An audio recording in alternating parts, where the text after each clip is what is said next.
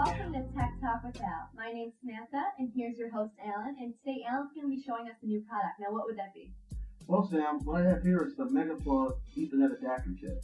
And what this is for is a situation where you have your wireless router in one room, and the signal is not strong enough for you to get internet in another room where you have another device. Well, that's where these come into play. These are just normal adapters you plug into any power outlet. What you do is you would take, for example, let's say you have a PlayStation 3. You take your PlayStation 3, you plug the Ethernet adapter cord into this section, plug this into a power adapter.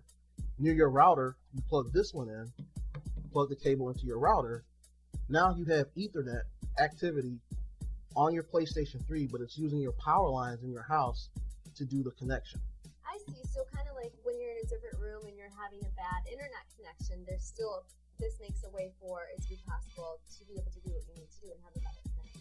That's right, Sam. These offer you a faster connection actually than what you'll get with wireless. It's a much more stable connection. However, there are a couple issues with this. One of which is that you have to put this into a socket by itself. Okay. You don't want to plug this into, say, where you have a heater or a light or anything like that, because that would cause a problem. However, in a socket by itself, the throughput for this model is 85 megabits per second, which is good enough for video games, which is good enough to do streaming of high-def video, and pretty much almost anything you really want to do from an Ethernet standpoint with these devices. So tell me a little bit more about actually putting it in a separate socket. Why is that important?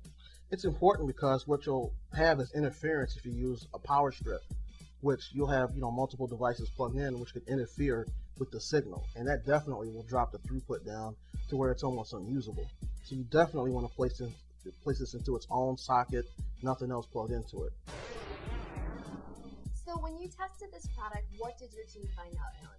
In our testing, we found that they are relatively good, and they don't quite get to the throughput that is labeled as 85 megabits per second. Mm-hmm. We saw it closer to about 60 to 63 megabits per second, but that's still fast enough for the applications that you want to do. We tested it with the PlayStation 3 doing gaming online, worked fine. We tested it streaming some high-def videos from Hulu, worked fine. So I think for everyday use, these are really going to work really, really well for you. And do you think it's beneficial to run out and buy this right now, or not so much?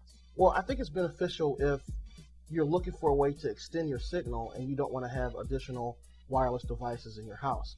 I mean, these are plug and play essentially. You don't have to do any setup with these if you plug these directly into your router first, because they just pick up a IP address from DHCP.